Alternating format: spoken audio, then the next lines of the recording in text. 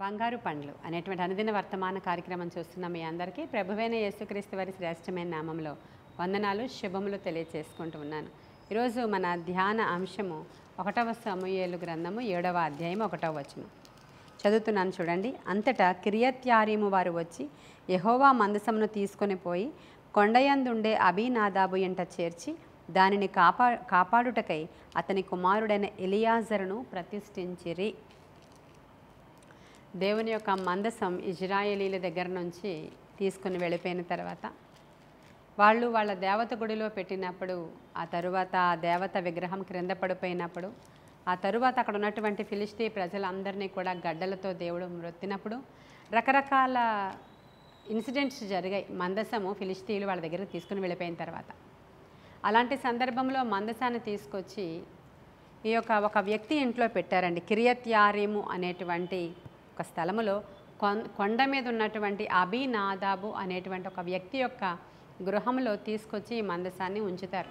ఫిలిస్తీన్లు అక్కడ నుంచి క్రొత్త బండి మీద ఎక్కించి పంపించేసిన తర్వాత ఇక్కడ ఈ యొక్క అబీనాదాబు అనేటువంటి ఒక వ్యక్తి ఇంట్లో ఉంచి, అయితే ఆ మందసము అంటే ఏంటంటే దేవుడు ఉండేటువంటి స్థలముగా ఇజ్రాయేలీలు భావించేవారు గనుక ఆ మందసాన్ని ఎవరి దగ్గర ఉంచాలన్నా భయమే అది. కాబట్టి అబీనాదాబు అనేటువంటి వ్యక్తి ఇంట్లో ఉంచి అతని కుమారుడైన ఎలియాజర్ని యాజకుడిగా ఉంచి అనుదినము కూడా ధూపం వేయడానికి, దేవునికి సేవ చేయడానికి, ఆ యొక్క మందసము దేవుడు తన ఇంట్లో ఉన్నప్పుడు ఎలాంటి ఆచారాలు ఆచరించాలో అవన్నీ చేయడానికి వాళ్ళ గృహంలో మందసాన్ని ఉంచినట్లుగా మనం ఈ సమూయేలు గ్రంథంలో చూస్తామండి.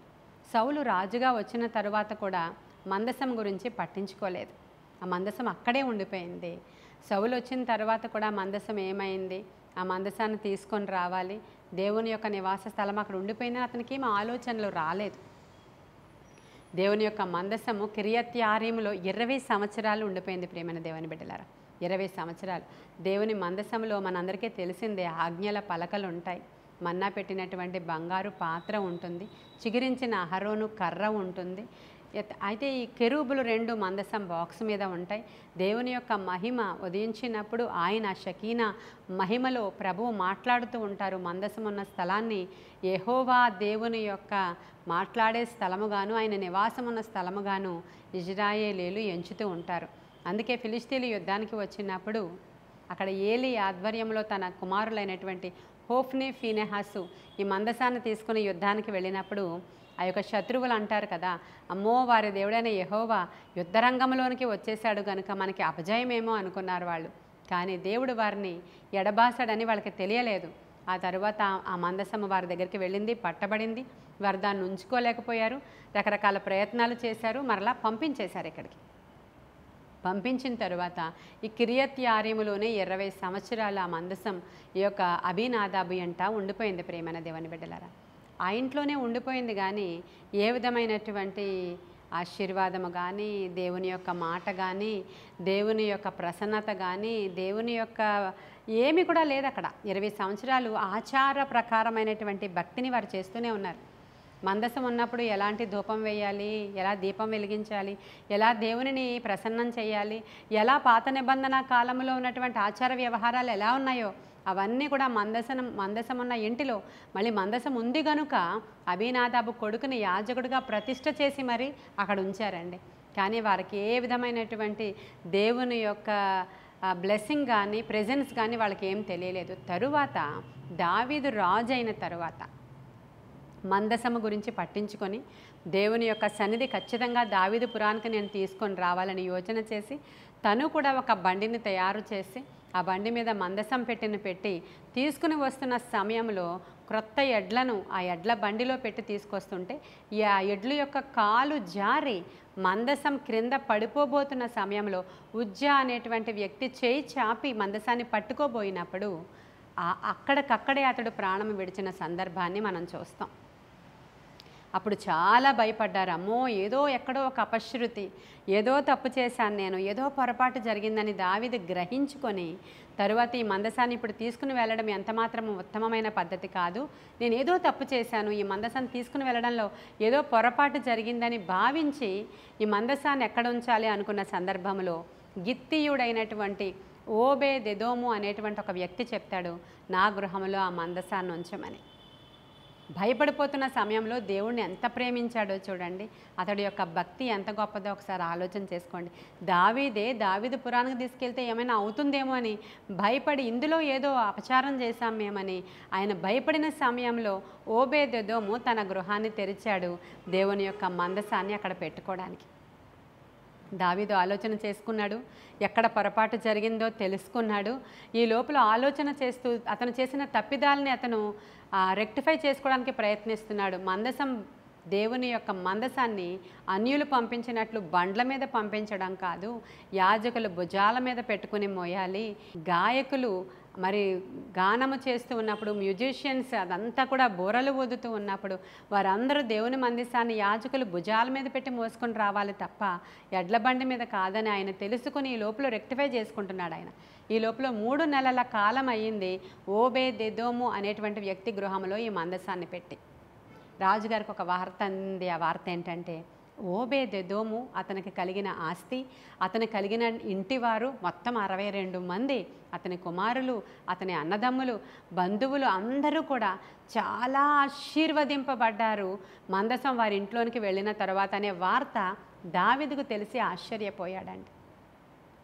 ఆర్డినరీగా మామూలుగా కొంచెం కొంచెం ఆశీర్వాదం వస్తే పెద్ద వార్త ఎవరికీ తెలియదు. అదే మనం ఇలా ఆలోచన చేస్తే టాటా బిర్లాలు లేకపోతే అంబానీ ఫ్యామిలీ ఇలాంటివి మనం ఆలోచన చేస్తే ఆ రేంజ్లో ఆశీర్వాదం వస్తేనే దేశం అందరికీ ఎలా తెలుస్తుందో ఓబేదెదోముని దేవుడు అలా ఆశీర్వదించాడనే వార్త రాజుకు తెలిసి 3 నెలల కాలము మందసము ఓబేదెదోము ఇంట్లో ఉంటే అతడికి విపరీతమైన ఆశీర్వాదం వచ్చిందంట అనే వార్త రాజుకు తెలిసింది. వెంటనే రాజు అయ్యో ఆ ఇంట్లో ఉంచడానికి ఇంకా వీలు లేదు, వెంటనే దావీదుపురానికి తీసుకొని రావాలని ఏర్పాట్లన్నీ చేసి దావీదుపురానికి దాన్ని తీసుకుని మందసాన్ని తీసుకుని వచ్చేటప్పుడు గొప్ప ఏర్పాట్లు చేశాడు. గాయకులను ఏర్పాటు చేశాడు, యాజకులను ఏర్పాటు చేశాడు, బోరలు ఊదేవారిని ఏర్పాటు చేశాడు. భుజాల మీద యాజకులు ప్రతిష్ఠించబడిన వారు ఆ మందసం పెట్టెను భుజాల మీద పెట్టుకొని ఊరేగింపుగా గొప్ప ఆర్భాటముతో దావీదుపురానికి తీసుకుని వస్తున్నప్పుడు దావీదు అప్పుడే నాట్యమాడుతూ శక్తి కొలది నాట్యమాడుతూ దావీదుపురములోనికి తీసుకుని వచ్చి ఆ గుడారములో దేవుని మందసాన్ని ప్రతిష్ఠించుట జరిగింది. ప్రేమైన దేవుని బిడ్డలారా, అయితే ఈరోజు మనం ఈ యొక్క ఇన్సిడెంట్ నుంచి ఏమి నేర్చుకుంటున్నామంటే, అబీనాదాబు అంట 20 సంవత్సరాలు ఉంది మందసం. 20 సంవత్సరాల కాలంలో ఏ విధమైన బ్లెస్సింగ్ లేదు, ఏ విధమైనటువంటి అంటే దేవుని యొక్క ప్రెజెన్స్ లేదు, ఒక దేవుని యొక్క గైడెన్స్ లేదు, దేవుని యొక్క మూమెంట్ లేదు, ఏమీ జరగలేదు. ఎందుకని అబీనాదాబుకి ఏమీ జరగలేదో తెలుసా మీకు? ఆచార సంబంధమైన భక్తి. మనలో చాలామంది ఆదివార క్రైస్తవులు, శుక్రవార క్రైస్తవులు, పండగ క్రైస్తవులు, ఆచార సంబంధమైన క్రైస్తవులు ఉంటారండి. వాళ్ళు ఎలా ఉంటారంటే బైబిల్ చదువుకోవాలి, ప్రార్థన చేసుకోవాలి, ఆదివారం ఆరాధనకు వెళ్ళాలి, కానుక వేయాలి, దట్స్ ఆల్. అంతే తప్ప దినదినము దేవుని యొక్క ఆత్మతో సావాసం చేయాలి, దేవుని మాట వినాలి, వాక్యాన్ని లోపలికి పెట్టుకోవాలి, దేవుని సేవకులను ప్రేమించాలి, దేవుని సేవను ప్రేమించాలి, దేవుని మందిరాన్ని ప్రేమించాలి. దేవునిని ఆత్మదేవుడు మనకి ఆత్మయ్య ఉన్నాడు గనక మనము కూడా ఆత్మతో సత్యముతో ఆరాధించాలి తప్ప పెదవులతో కాదు అని తెలియదు వాళ్ళకి. కాబట్టి వాళ్ళ ఇంట్లో ఎన్నాళ్ళు దేవుని బైబిల్ ఉన్నా, ఎన్నాళ్ళు దేవుని మేము సొంత రక్షకుడిగా అంగీకరించామనే పేరున్నా వారు ఎలా ఉన్నవారు అలాగే ఉంటారు.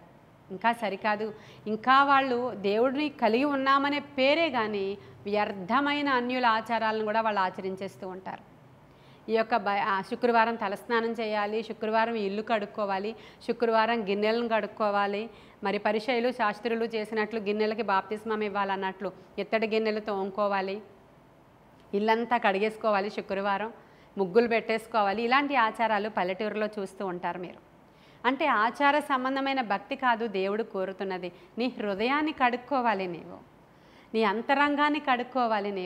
నీవు తలస్నానం చేయడం అని అంటే పైన ఉన్నటువంటి హెయిర్ అంతా షాంపూ వాష్ అని కాదండి, నీ తలలో ఉన్నటువంటి చెత్తంతా విదిలించుకోవాలని అర్థం. కాబట్టి ఆచార సంబంధమైన భక్తి చేసే అబీనాదాబుకి ఏ విధమైన ఆశీర్వాదము లేదు. ఈ యొక్క ఓబేదెదోము గాయకుడు. ప్రియమైన దేవుని బిడ్డలారా, మీకు తెలుసా ఓబేదెదోము ఆయన చాలా మంచి గాయకుడు. మీరు 1వ దినవృత్తాంతాల గ్రంథము 15వ అధ్యాయము 18వ వచనం 21వ వచనం మీరు చూడండి. రాగము ఎత్తుటకు సితారా వాయించుటకు ఆయన నియమించబడ్డాడంట. 18వ వచనంలో ఇతనే ద్వారపాలకుడగు ఓబేదెదోము అని కూడా రాయబడి ఉంటుంది మీకు. అంటే ఈయన పాటలు పాడేవాడు, ఆరాధన చేసేవాడు, దేవుణ్ణి ఆరాధించేవారు వేరే లెవెల్లో ఉంటారు ప్రియమైన దేవుని బిడ్డలారు. అది ఆత్మతో సత్యముతో ఆరాధించే ఆరాధన. ఓబేదెదోము గృహంలో ఈ మందసము వెళ్ళిన తర్వాత ఆయన ఇంకా ఏ రేంజ్లో ప్రతి వేకువన ఆరాధించేవాడో ఒకసారి మీరు ఆలోచన చేసుకోవాలి, అర్థం చేసుకోవాలి. 20 సంవత్సరాలు ఎవరింట్లో దేవుని యొక్క సన్నిధి ఉందో వారు ఏ విధంగానూ ఆశీర్వదింపబడలేదు, కానీ నూతనంగా రక్షించబడ్డారా? వారికి ఇంత కార్యం జరిగిందా? దేవుడు ఇంత కృపనిచ్చారా? దేవుడు ఇన్ని కార్యాలు చేశాడా అని మనం ఆశ్చర్యపోతాం.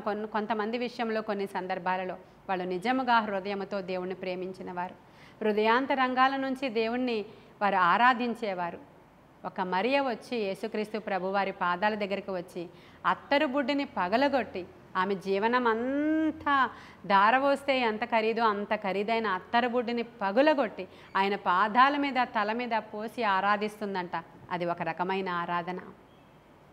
మరి నీ ఆరాధన విధానం ఎలా ఉంది? ఆచార ప్రకారమైన భక్తి చేస్తున్నావా, లేకపోతే ఆత్మ సంబంధమైన భక్తి చేస్తున్నావా? ప్రియమైన దేవుని బిడ్డ, నీవు ఆత్మ సంబంధమైన భక్తి చేస్తే ప్రియుడా, నీవు ఆత్మలో వర్ధిల్లిన ప్రకారం అన్ని విషయాలలో వర్ధిల్లుతావనే వాగ్దానం నీకోసమే. అదే ఆచార సంబంధమైన భక్తి చేస్తే, ఆచార సంబంధమైన భక్తి చేసే శాస్త్రులు పరిచయులు ఎలా ఉండిపోయారో, పుదీనాలో సదాపోలో దశమ భాగాలు తీసుకెళ్ళిస్తున్నారు, కానీ వారి హృదయాలు మార్చబడలేదు. వారి హృదయాలలో దైవిక ప్రేమ లేదు. వారి హృదయాలలో 24 గంటలు దోషారోపణ చేసే మనస్సు.